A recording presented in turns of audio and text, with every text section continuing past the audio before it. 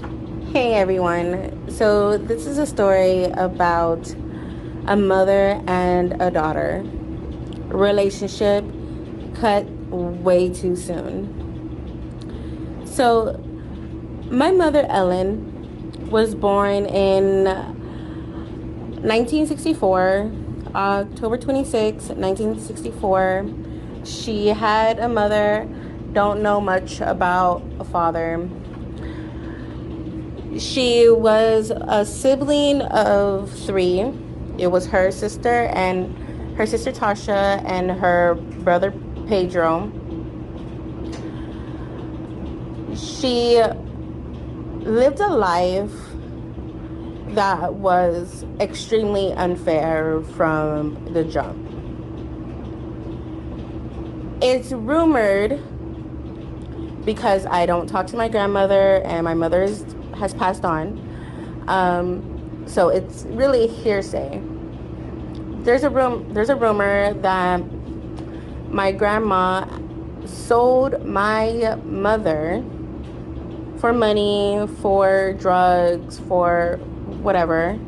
Sold her as in let people come into her home and have sex with my underage mother, which encouraged my mom's drug use. My mother started smoking cigarettes at the age of 12 and progressed from there. My mom had a drug issue, the popular drug of the 80s, 90s, crack cocaine. As my mother grew up, her growing up was very unstable. There was times where she was in juvenile hall, that she was in a group home, that due to her drug use was in jail, several different rehabs and whatnot. When my mother gave birth to me, she was 27, 28. I was born in February of 1992. I am my mother's youngest, and I'm the only child who's ever been able to actually live with her for a period of time.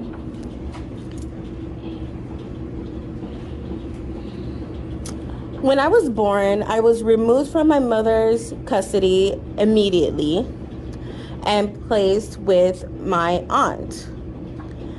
I lived in this red house with dogs and a lot of toys and ATVs, cars, like, for kids. And my mother came over a lot. Like, I remember my mother. I have a very good memory of my mother. In this home where I grew up was my aunt Tasha, my cousin Shakia, my father, and myself. I had a dog named Indo and some other dogs that I don't really remember their names, but my dog was called Indo.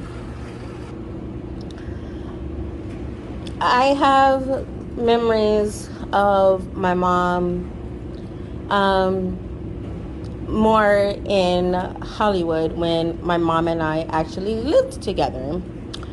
So I lived with my aunt and my cousin and my dad for the first 4 or 5 years of my life. One court date, I went to Children's Court in East Los Angeles, and I remember the judge asking me who I wanted to live with. And I wanted to live with my mom. I wanted to be with my mom. Now, this day was very important, obviously, to state, who's going to have custody of me. But it's also very interesting because it's the only court date that my dad wasn't able to attend because he was a taxi driver at that time, and his car had broke down maybe a few hours before court hearing. And if you've ever been to court, the wait is long. Like they tell you be there at 8 a.m., 8:30, and you probably won't get seen until after lunchtime. So, but once you get into the court, it's like 5 minutes of your life just being decided by complete strangers, right? People who, I mean, I still hope, honestly, want the best for the children involved, but someone could just be having a bad day and really not care. I mean, that's just my pure opinion. So I remember my mom had a Volvo. I remember the Volvo very clearly. Volkswagen, Volvo, like the one Eric drove in that 70s show. That's like the best way that I can describe it. And we packed up my stuff. My mom packed up my stuff. My aunt, whoever did that, I don't really remember that detail. And we pulled up to what would be mine and my mom's apartment in Hollywood. We stayed over in Hollywood and Wilton. And we lived together for another 4 or 5 years. During this time, my mom was the best. She used to read me stories, and I remember this one time we had bikes. I had a bike, and I was learning how to ride a bike, and I was riding my bike, and she was always trying to lose weight, my mom, and so she was on this slim fast, and I remember that because I remember the shakes because she used to make me drink them. and I used to ride my bike, and I used to be like, you can't catch me, I'm the gingerbread man. And you used to see my mom running after me because she was exercising. I was riding my bike and she was running after me. And I was just like, you can't catch me, I'm the gingerbread man, like that. I'm mixed, I'm biracial. My dad's from Chile, my mom is African American. And I did not like my hair being touched. I did not like my hair being brushed, touched. Don't touch my hair. It hurt. Oh my God, it hurt. So this one time, she was like, she used to call me Money Mona or Pinky. And because when I came out being biracial, I came out this pink color.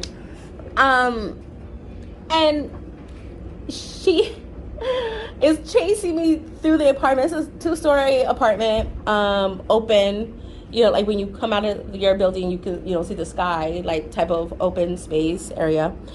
And I'm like running, like, no, you can't catch me. And I'm screaming and she's chasing me and I'm like, no, like that. So I would soon, get tired and go sit down. I might let her brush my hair, or probably she gave up and was just like, fuck it. You're going to your aunt's. She's braiding your shit. That's it. I can't deal with it. We didn't have a TV until my dad bought a TV because my mom used to read. My mom was a huge reader. We didn't have a bookshelf, but we had books aligned like on the wall of the living room, like all aligned. There was books. My mom used to talk to me. She used to read to me. We used to play. It was really a lot of fun being with my mom. I don't know what really happened, but well, okay, let me just get to this story. So it was one of my birthdays, and at this time she was seeing this guy named Herbert. And since then, well, Herbert has also passed on. My mom and Herbert, I don't know if they were actually ever married, but like that's how connected they were, that soon enough everyone on my mom's side of the family and I was like, oh, her husband Herbert, like that. So I used to get bussed out. I used to go to Brentwood Science Magnet School because my mom was very into education. She was very hands-on. Like I said, she read to me every night. I have Not vivid, but I have like little memories of sitting down and doing homework at home in a nice, quiet, safe environment and actually able to get help, you know? So I was really privileged in that way. Um, so the school bus pulls up to the school bus stop, which was in front of another school. Herbert picks me up. He's with his camcorder. It was a home video that I don't have anymore, which really sucks when you know, move and things get like lost or, you know, things just happen in life and people throw away your shit. So it was this home video where Herbert picked me up from the school bus, and I'm like, "Where's my mom?" And he's like, "Oh, she's at home making your birthday dinner. She baked you a cake." And I was like, "Okay." And I went with Herbert, and I go home. I enter the apartment. It was a 1-bedroom apartment in Hollywood, and over on Hollywood Milton Place, yeah. And my mom's in the kitchen, and I don't know what language she's speaking. I was like this Italian kind of, oh, like this kind of accent. Like, she was doing the most. She was making pasta. She had baked me a birthday cake, and that was by far my absolute favorite moment with my mom ever.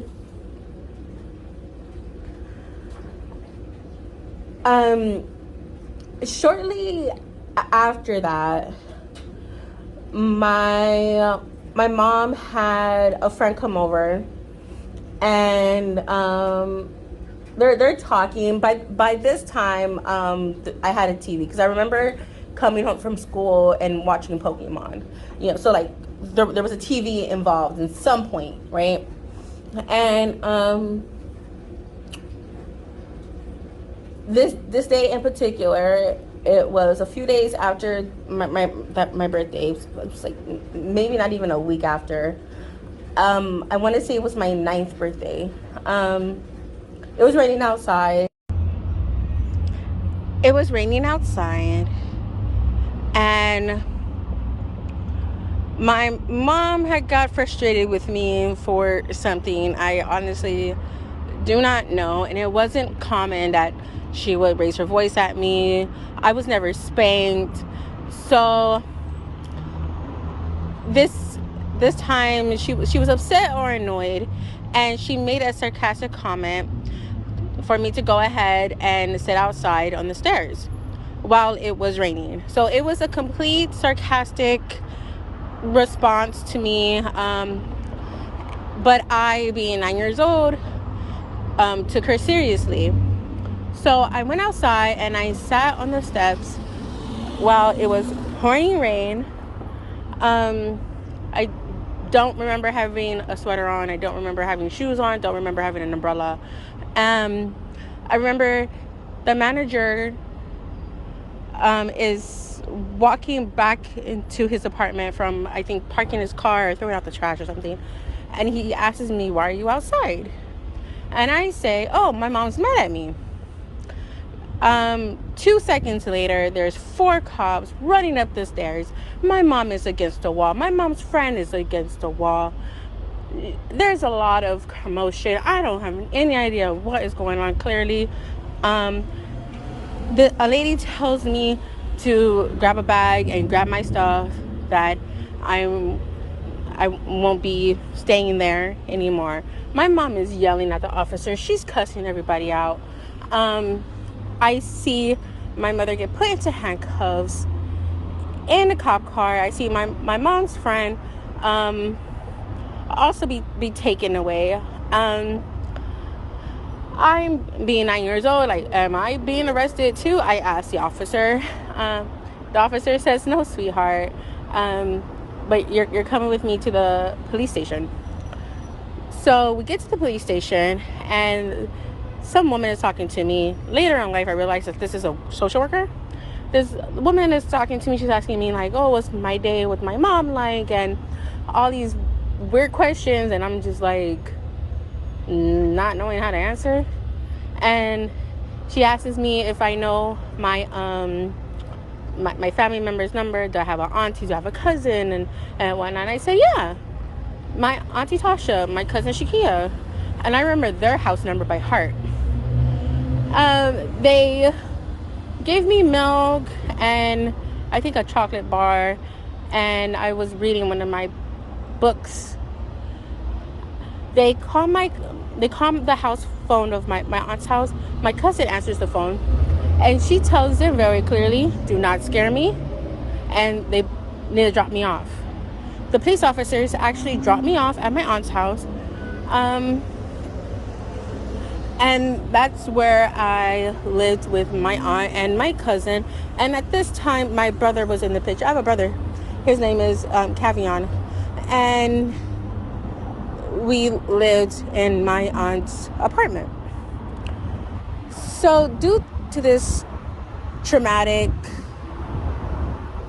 extreme event, I had to change schools. I went from a magnet school to a regular public school.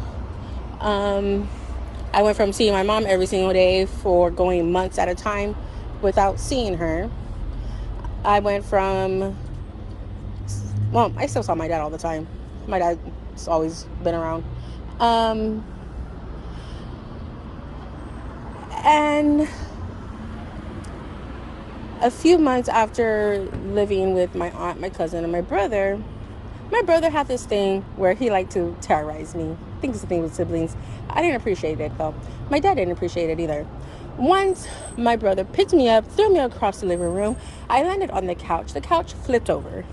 That night, I ate 4 burritos. Yes, I ate 4 burritos. I was about to get as fat as possible so I would be too heavy for my brother to throw me across the room onto the couch ever again.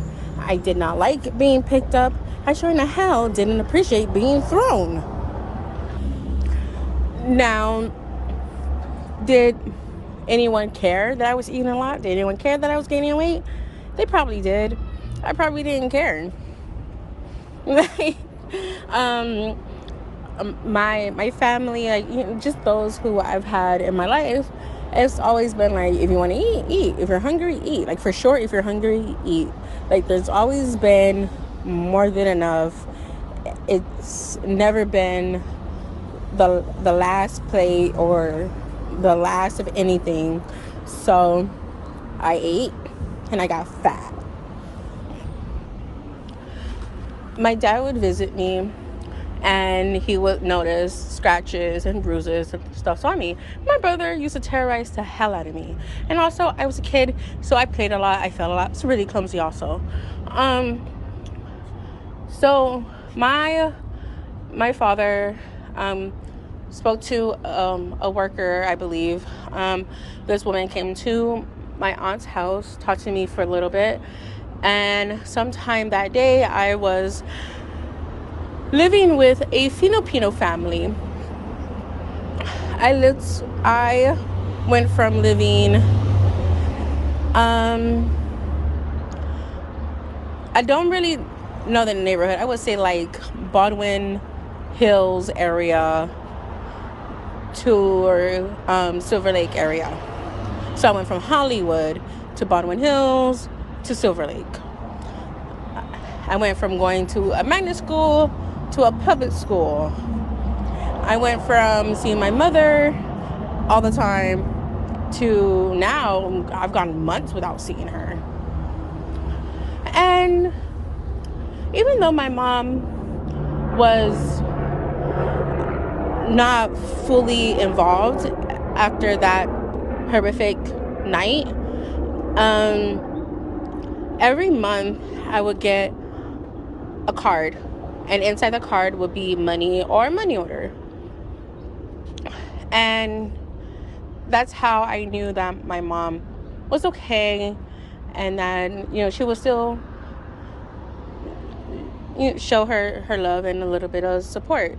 So when people start talking about like child support and they don't want to pay child support, I really don't understand, because like even my mom, who at this time had relapsed and was in and out of jail, in and out of rehab,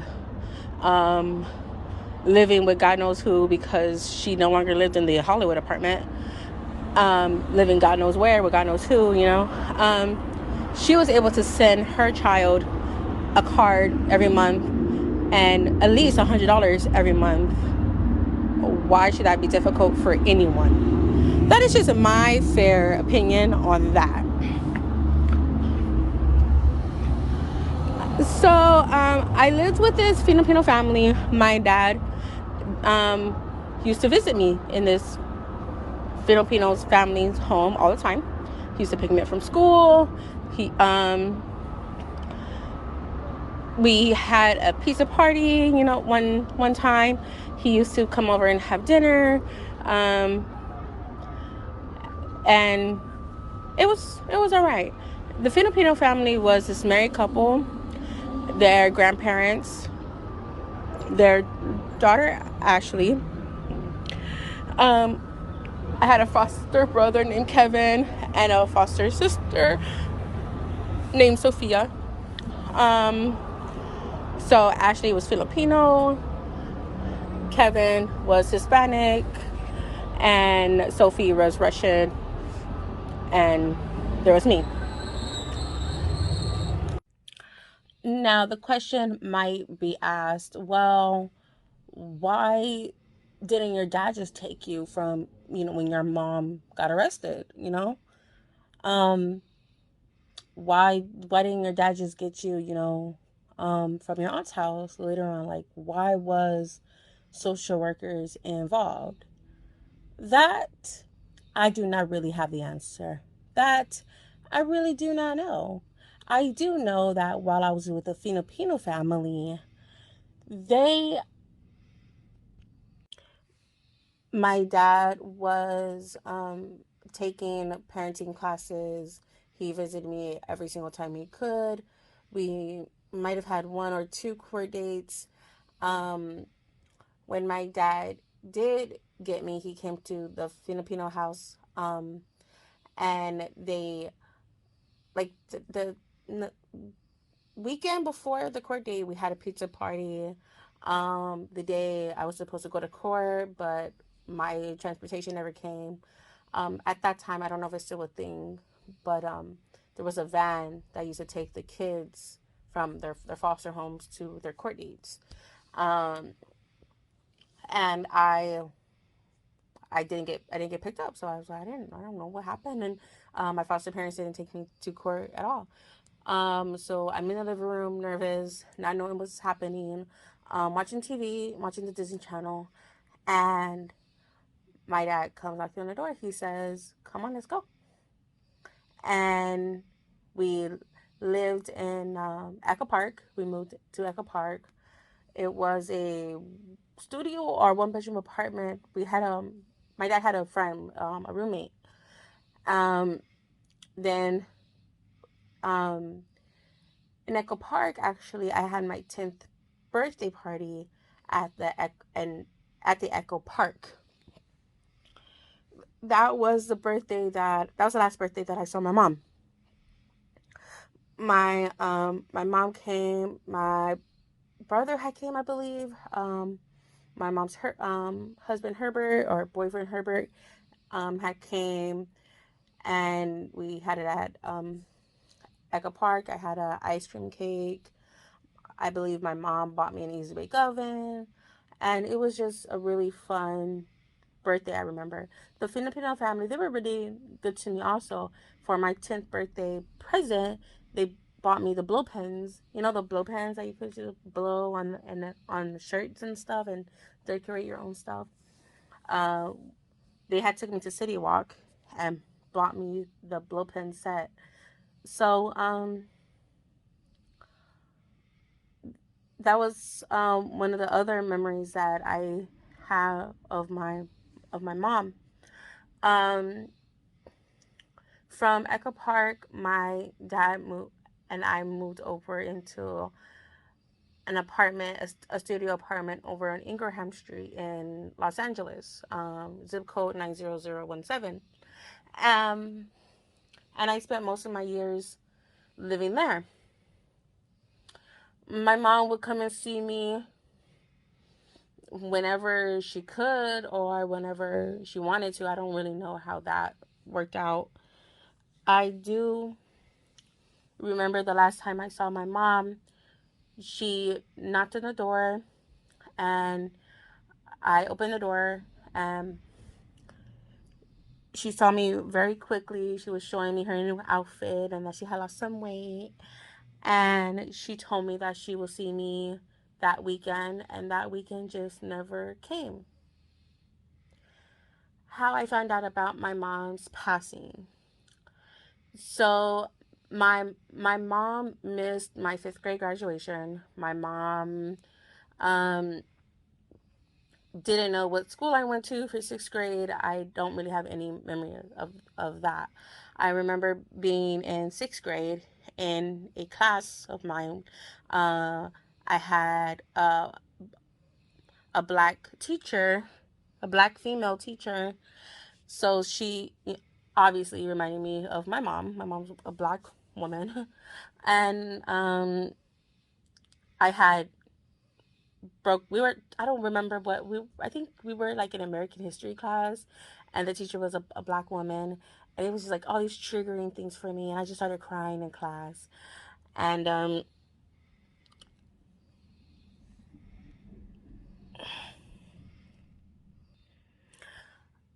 I crying in class, got referred to a therapist. um I at that time had gotten bussed out to a middle school because the local middle school wasn't was full. I used to attend Berrendo Middle School. This is back in like 2005, 2006. Um, but before that, I went to Mulholland Middle School in Van Nuys. I used to go from my apartment in Ingraham Street, zip code 90017, to Berrendo Middle School and get bussed out from there to Mulholland Middle School, which I did 6th grade there. And I had my first boyfriend, and I had a group of friends, and um, aside from me having a mental break because I missed my mom, it was a great school, and I had a good year. Like I can't say that.